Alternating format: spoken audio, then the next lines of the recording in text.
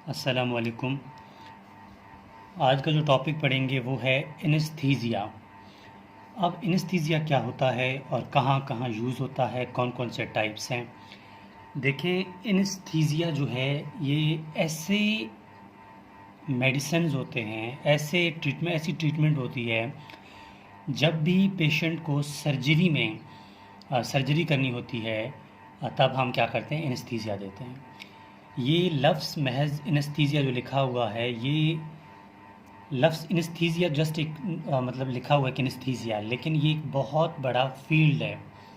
ठीक है, इसी में लोग आगे मतलब डिफरेंट कोर्स कर लेते हैं। तो एनेस्थीसिया की डेफिनेशन पहले मैं लिखता हूँ कि एनेस्थीसिया होता क्या है, फिर इसके टाइप्स की डिस्कशन करते हैं। एनेस्थीसिया जो है,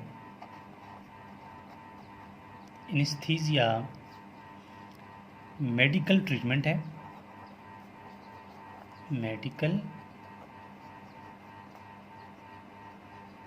मेडिकल ट्रीटमेंट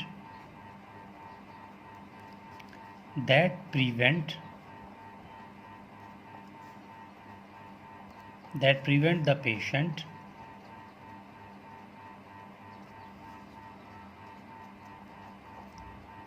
from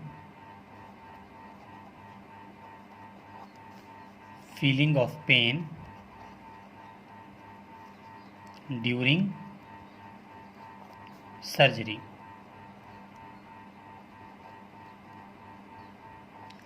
मतलब इनेस्थीसिया ऐसे केमिकल हैं या ऐसी ट्रीटमेंट है जो कि पेशेंट को पेन फील करने में, पेन जो फीलिंग ऑफ पेन है ना, उसको क्या करती है, इनहिबिट करती है, रोकती है।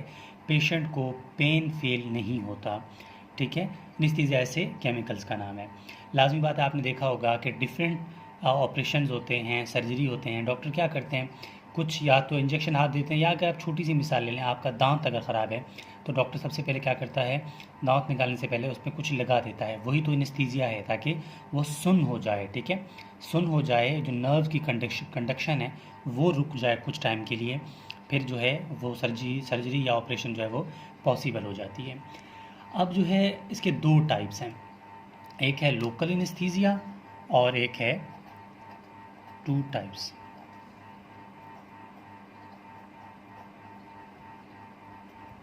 दो टाइप्स हैं, एक है local anaesthesia, local anaesthesia, second है जनरल एनेस्थीसिया।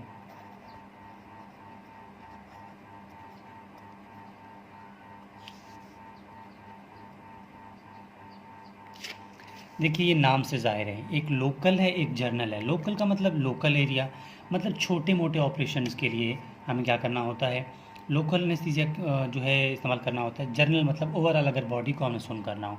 तो सबसे पहले मैं बात करूँगा लोकल एनेस्थीसिया की। ठीक है,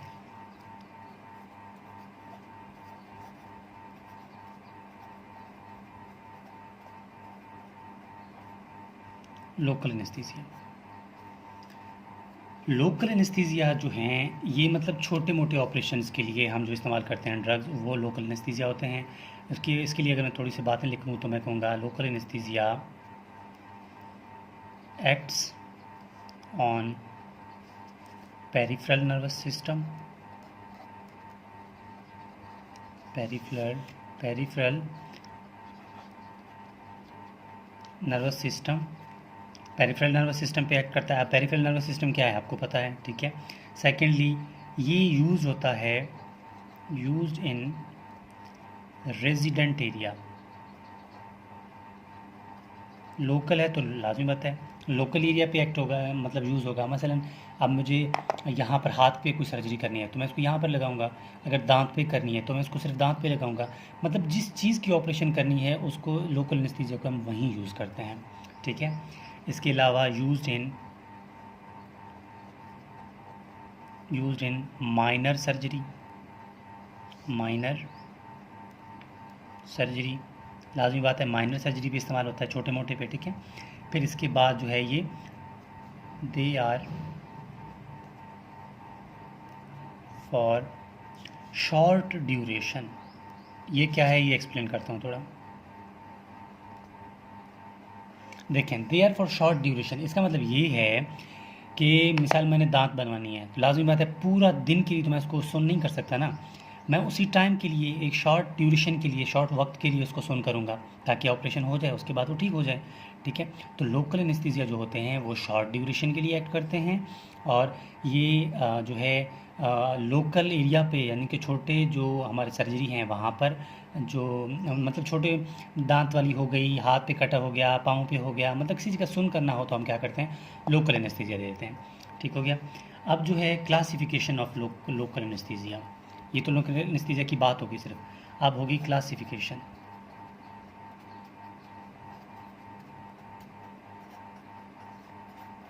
classification of local anaesthesia.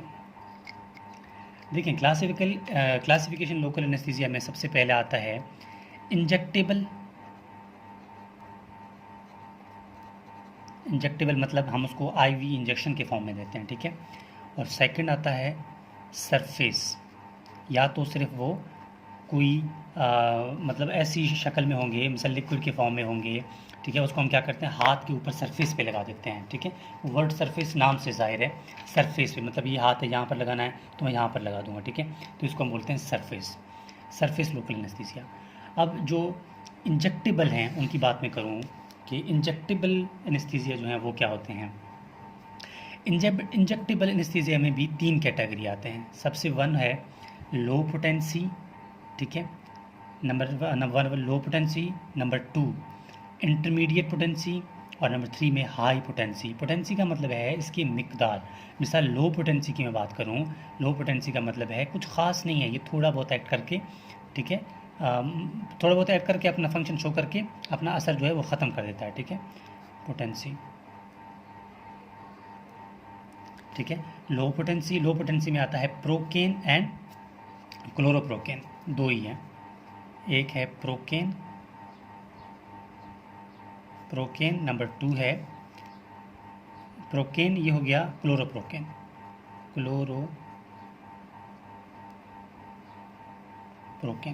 Procaine and क्लोरोप्रोकेन।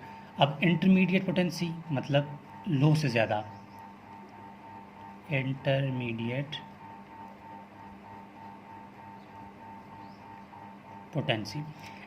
Potency में क्या है, लिडोकेन है। ठीक है, और प्रोलिडोकेन है, प्रोलिडोकेन, नंबर 2 है लिडोकेन। ये दोनों ड्रग्स यहाँ पर इस्तेमाल होते हैं। अब हाई पोटेंसी,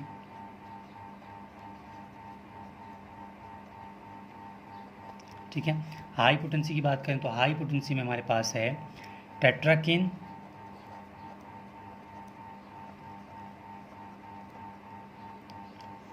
है, एक और है उसका नाम है रूपीवाकेन। हाँ, रूपीवोकेन। ये हो गया हाई पोटेंसी में। हाई पोटेंसी में एक और भी है जिसको बोलते हैं डाइबोकेन। ठीक है, ये भी हाई पोटेंसी में आ जाता है। ये हो गया हमारे पास इंजेक्टेबल फॉर्म में जो भी एनेस्थीसिया हम यूज़ करते हैं वो यही हो गए। अब जो है बात करेंगे इसकी सरफेस वाली, कि सरफेस में कौन कौन से होते हैं।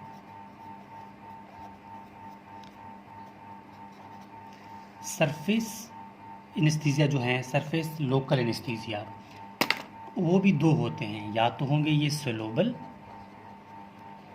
ठीक है, सोलोबल होंगे यानी कि वाटर में हालपजीर होंगे। पहले इनके नाम लिख देते हैं। सोलोबल जो है वो है बेंजोनेट, बेनॉक्सीनेट, नंबर 2 है कोकेन, और नंबर 3 है लिडोकेन जो है हमने यहाँ पर भी लिखा लिडोकेन।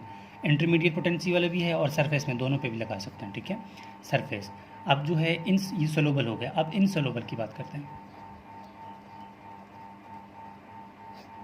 इनसोलोबल में जो होता है वो हैं दो, एक है ऑक्सीथोजीन,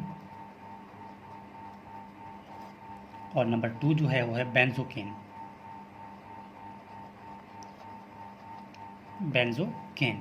ये बात होगी इसकी सरफेस की।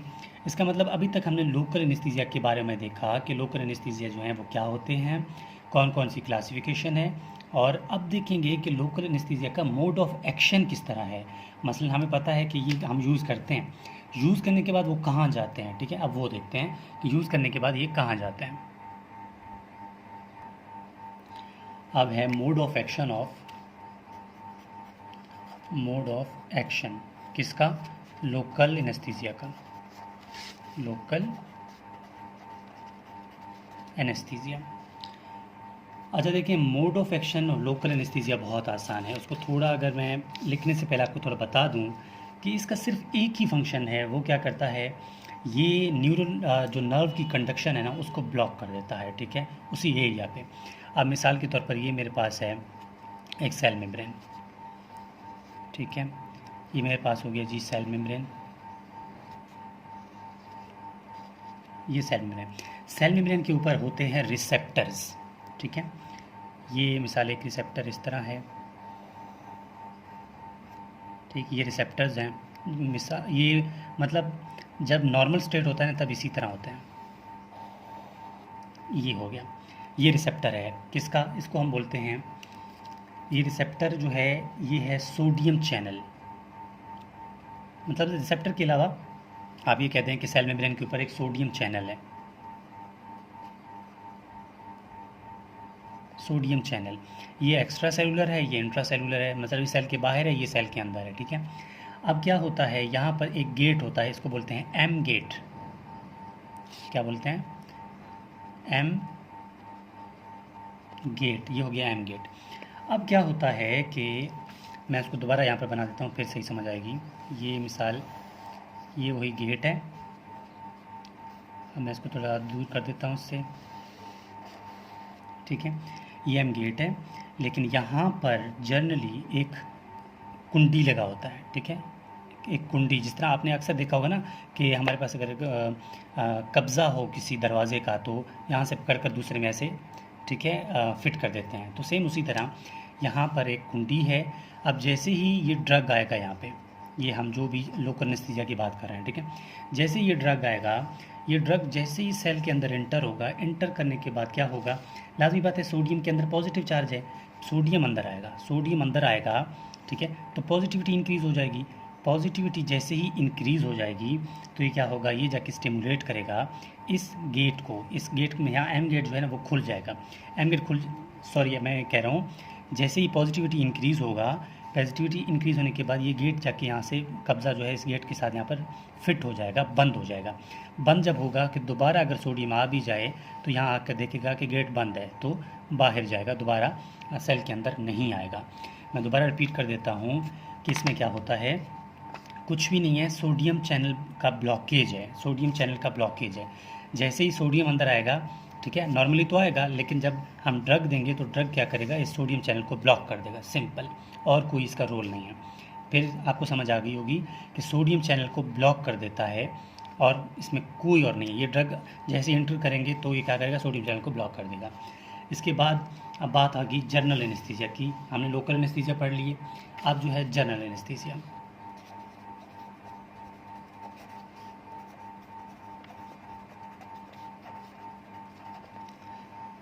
जनरल एनेस्थीसिया का मतलब ये है कि ऐसे एनेस्थीसिया जो कि हम पूरे बॉडी में दे देते हैं, मतलब जनरल एनेस्थीसिया जब हम पास करेंगे तो पूरा बॉडी सुन्न हो जाएगा, इंसान जो है वो सो जाएगा, उसको पता नहीं चलेगा। ये लॉन्ग ड्यूरेशन के लिए होता है, ठीक है, मतलब देर घंटों घंटों तक। तो हम कहेंगे कि they are used for long surgery. वो शॉर्ट के लिए हो रहा था तो ये लॉन्ग के लिए है, ठीक है। इसके अलावा ये क्या करेगा, दे आर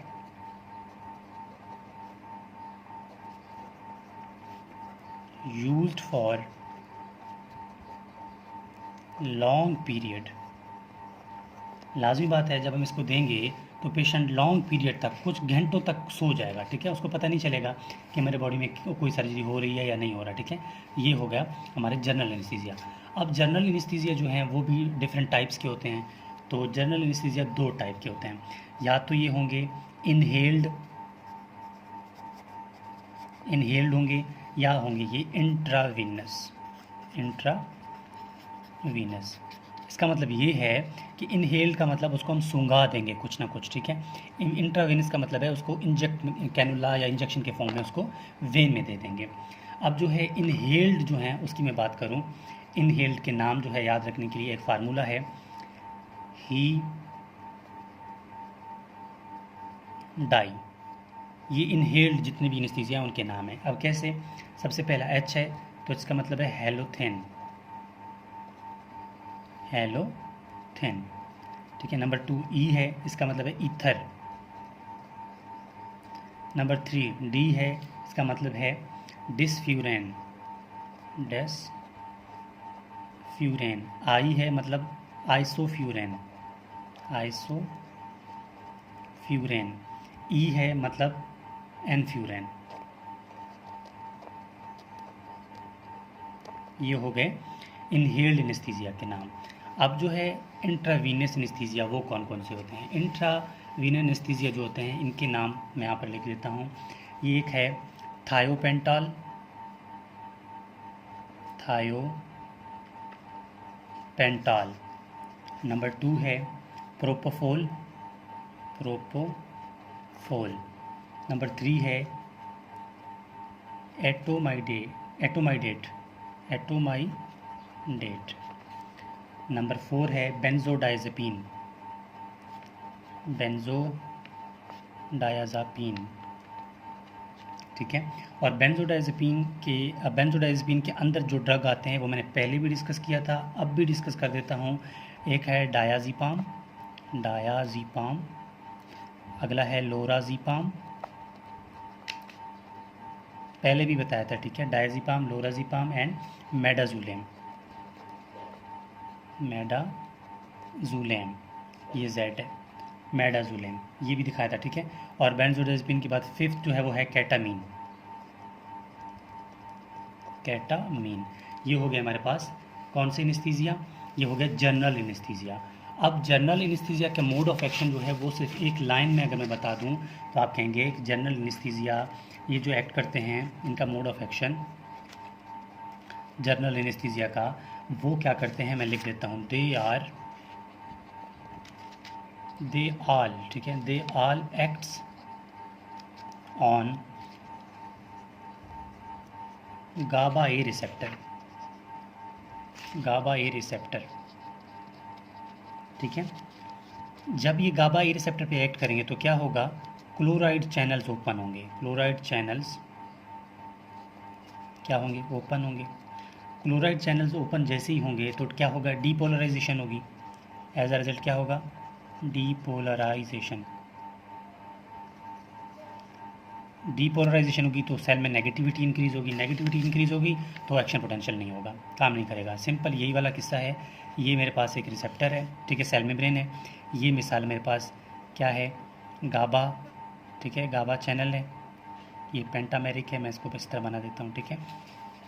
जैसे ही यहाँ पर आपने ड्रग दिया, गाबा ए रिसेप्टर आया, गाबा आया जिसने यहाँ पर गाबा ए रिसेप्टर है, गाबा जाके अपने रिसेप्टर पे एक्ट करेगा तो क्या होगा, या क्लोराइड चैनल्स होते हैं यहाँ पर सेल के अंदर, क्लोराइड चैनल्स ओपन हो जाएंगे। हुआ क्या था, गाबा आया, किसके साथ एक्ट किया, अपने रिसेप्टर पे, क्लोराइड चैनल ओपन हो गए, क्लोराइड सेल के अंदर आएगा, सेल के अंदर आएगा तो नेगेटिविटी इंक्रीज़ हो जाएगी, तो क्या होगा, सेल जो है वो एक्शन पोटेंशियल यानी थ्रेशोल्ड पे नहीं आएगा, और क्या होगा, पेशेंट रिलैक्स होगा, नए फीलिंग्स या आप ये कह दें कि दोबारा जो जनरेट बनता है एक्शन पोटेंशियल वो नहीं होगा, ठीक है। तो ये क्या है, नहीं होगा, मतलब दोबारा एक्शन पोटेंशियल नहीं होगा तो पेशेंट क्या होगा, स्लीप कर रहा होगा, सो रहा होगा, एनेस्थीसिया के फॉर्म में वो उठेगा नहीं, ठीक है। इसीलिए क्योंकि गाबा ए रिसेप्टर पे जैसे ही एक्ट करेगा तो क्या होगा, क्लोराइड चैनल्स ओपन हो जाएंगे, इसीलिए दोबारा ये काम नहीं करेगा। लेकिन मैंने लिखा कि आल आर गाबा रिसेप्टर, लेकिन सारे नहीं। यहाँ पर कुछ ऐसे दो, यहाँ पर मैंने एक और कम लिखा, एक है नाइट्रस ऑक्साइड, 6 नंबर यहाँ पर है नाइट्रस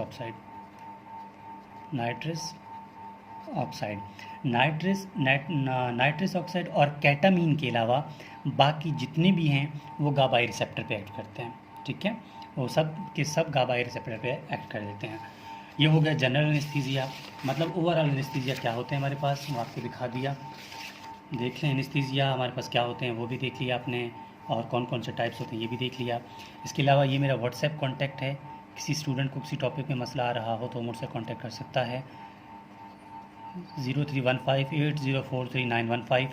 लेकिन पाकिस्तान के अलावा मतलब किसी और कंट्री से किसी स्टूडेंट ने कांटेक्ट करना है तो वो प्लीज़ काइंडली जो है कंट्री कोड लाजमी मेंशन करें, +92, ठीक है, फिर 31580439115, ताकि वो स्टूडेंट कांटेक्ट करने की कोशिश करते हैं लेकिन उनको व्हाट्सएप शो नहीं होता, तो वो काइंडली इस नंबर को फॉलो करें। बाकी पाकिस्तान में जितने स्टूडेंट्स हैं वो इस नंबर को फॉलो कर सकते हैं। तो ये था एनेस्थीसिया, कौन कौन से होते हैं और कौन कौन से इसके टाइप्स होते हैं।